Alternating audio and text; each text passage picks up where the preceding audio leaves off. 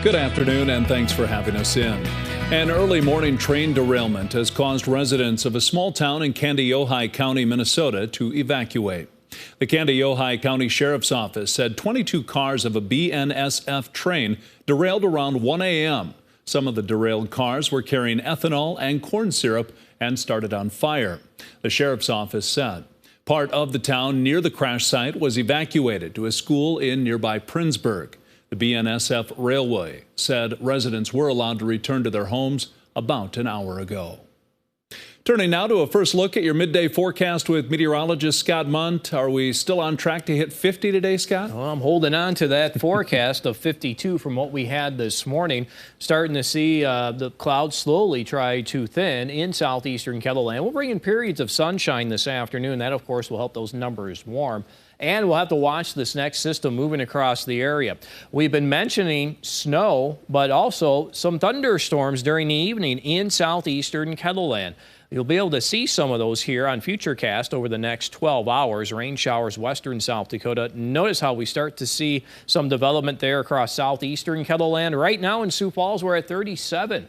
We have 29 in Aberdeen, 35 in Pierre, 37 in Rapid City, and currently 35 in Winter. Our forecast for today showing temperatures will be warmer than what we had yesterday. Still going 50s across southern areas of Kettleland, 30s in north central and northeastern South Dakota. And then things start to change as we hit the overnight hours. Before then, this evening, there's that marginal risk for severe weather highlighted in green into eastern and southeastern Kettleland. Marginal risk, hail being the main threat out of any storms that do develop. And you can see how Futurecast tries to blossom those storms as we go through the late evening hours. And then during the overnight, that's snow across western South Dakota. Strong winds will kick in, blowing snow looking likely. We're talking wind gusts tomorrow afternoon and evening, probably over 50 miles per hour. That's Futurecast at 3 o'clock in the afternoon as that snow marches across eastern Kettleland during the afternoon and evening. Can't forget about the ice either. There is that chance that we will see a period of freezing rain or freezing drizzle, and that may set up from near Chamberlain to the northeast, cutting through Huron and Watertown. So once again, the winter storm watches start late tonight across western South Dakota, and then they start during the overnight hours and into tomorrow to cover central and eastern Kettleland. I'll have more details on your forecast coming up here in just a bit, including a closer look at Futurecast in southeastern Kettleland with that hail possibility late this evening and early tonight. Travis? Thank you, Scott. A youth sports camp that brings in hundreds of kids is now taking sign-ups for its third year of workouts. The Cash Money Youth Skills Camp in Brookings has college and pro athletes and coaches for a full day of drills for kids of all ages. Camp founder Noah Clare says it's an event that brings in instructors from across the state. You got your local ones like Augustana, Dakota State, Northern, Black Hills State, South Dakota State, University of South Dakota. A lot of great local supporters as well. In tonight's Eye on Kettleland, find out how a camp that started out as a small idea has turned into a big dream come true. The Whittier Middle School Band, Choir, and Orchestra put on a show for students and staff at Annie Sullivan Elementary in Sioux Falls today. And it's a concert the kids mark on the calendar. They look forward to seeing their little brothers and sisters. They look forward to showing off for their old teachers. They just look forward to this all year long, and it's a super fun day for us all. The concert is also an opportunity to encourage the elementary students to join an extracurricular activity. A $1 million lottery ticket was purchased in Aberdeen.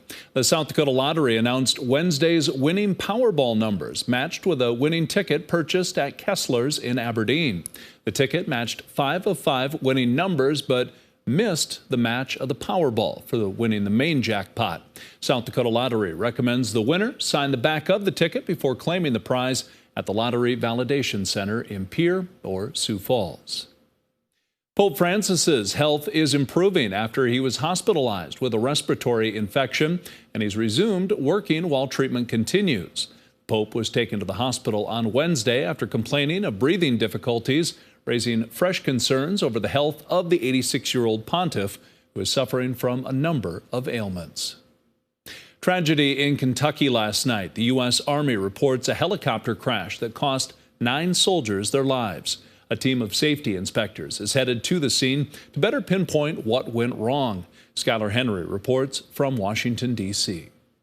It looks like some sort of an escort. We do have an ambulance. A long line of emergency vehicles lined the road not far from the crash site in southwestern Kentucky. The Army says two HH-60 Black Hawk helicopters collided in midair during a routine training exercise, killing 9 soldiers. This is a truly tragic loss for our families, our division, and Fort Campbell. And our number one priority is caring for the families and the soldiers within our combat aviation brigade. The accident occurred in the city of Cadiz, about 30 miles northwest of Fort Campbell. Kentucky Governor Andy Beshear expressed his condolences. The 9 individuals we lost are children of God. They will be mourned and missed by their families, by their communities.